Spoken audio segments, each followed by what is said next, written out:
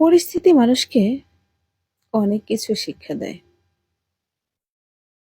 এক একটা ঘটনা থেকে এক একটা শিক্ষা মানুষ পেয়ে থাকে। পরিস্থিতি যখন আপনাকে নাচাবে, আপনার আত্মীয়স্বজন, আপনার পাড়া-প্রতিবেশী তখন ঢোল বাজাবে। কথাটার মানে আমি বুঝিয়ে দিচ্ছি। পরিস্থিতি যখন আপনাকে নাচাবে, তার মানে হচ্ছে পরিস্থিতি যখন আপনার খারাপ যাবে, আপনি ভালো খেতে পারবেন না, ভালো পড়তে পারবেন না, ভালো চলতে পারবেন না, তখন পাড়া-প্রতিবেশী, আত্মীয়স্বজন ঢোল বাজাবে। পরিস্থিতি যেমন আপনাকে নাচাবে, ঠিক তেমনি আপনার আত্মীয়স্বজন, পাড়া-প্রতিবেশী সাথে, সাথে ঢোল বাজাবে। মানুষ সবসময় অন্যের দুর্বলতার সুযোগ নেয়। অন্যের দুর্বলের জায়গা খোঁজে। কখন কাকে কিভাবে আঘাত করা যায়। আর মানুষ খুঁজে, খুঁজে সেই দুর্বল জায়গাটাকেই আঘাত করে। যেখানে আঘাত করলে মানুষ সহজেই কষ্ট পাবে এবং ভেঙে পড়বে। আর বর্তমান সময়ে এগুলোই চলছে। কে কাকে কখন কিভাবে ঠকাবে, ঠকিয়ে যাবে, এটার প্রসেসই নিতে থাকে। পরিস্থিতির অপেক্ষায় থাকে। কখন কাকে কোন পরিস্থিতি কোথায় নিয়ে যায়। সে সুযোগ খোঁজে আর ওই সুযোগ অনুযায়ী সে ঢোল বাজাতে থাকে। তবে আর যাই হোক, জেনে বুঝে কখনো পৃথিবীতে বসবাস করা যায় না। জীবনে খারাপ সময় ভালো সময় আসবে যাবে, এটাই হচ্ছে দুনিয়ার রীতিনীতি। যার জীবনে যেমন সময় আসুক, যেমন পরিস্থিতিতে আসুক, সবাই একটু সাবধানে থাকবেন।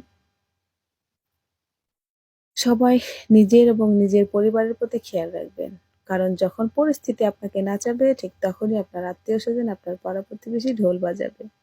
আর আপনি তাদেরকে সেই ঢোল বাজানোর সুযোগটা কখনো দিয়েন না। আপনার নাচার সময় যেন তারা ঢোল বাজাতে না পারে, সেভাবে আপনি আপনার জীবনটাকে গুছিয়ে নিন। সময় থাকতে সবকিছু বুঝে নিন। নয়তো পরিস্থিতির সাথে, সাথে সবাই কিন্তু ঢোল বাজাবে। একটা প্রবাদ আছে, মানুষ মানুষের জন্য। হুম, তা ঠিক আছে, মানুষ মানুষের জন্য। এটা যেমন ভালো দিক থেকে আছে, ঠিক তেমনি খারাপ দিকেও আছে। একটা মানুষ চাইলে একটা মানুষকে ভালো পথে আনতে পারে, ভালো জায়গায় এনে দাঁড় করাতে পারে। আবার চাইলে একটা মানুষ আরেকটা মানুষকে নিঃশেষ করে দিতে পারে। তাই পরিস্থিতি যেমনই হোক, নিজের কষ্টগুলো, নিজের দুঃখগুলো, নিজের সমস্যাগুলো নিজের মধ্যে রাখার চেষ্টা করুন।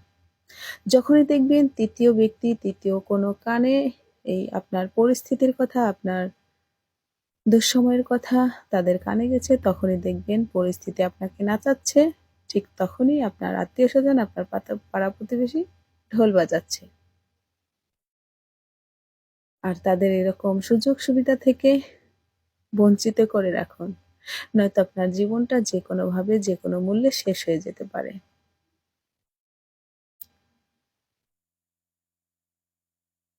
মানুষের কথায় মানুষের অনেক ক্ষতি হয়। তাই যার, যার জীবন, যার, যার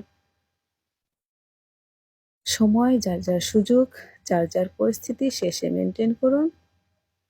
কারো সাথে শেয়ার করার দরকার নেই। কারণ বর্তমান সময়ে এর চেয়ে ভালো কিছু কেউ আপনাকে দিতে পারবে না। সবাই সাবধান। আসসালামু আলাইকুম।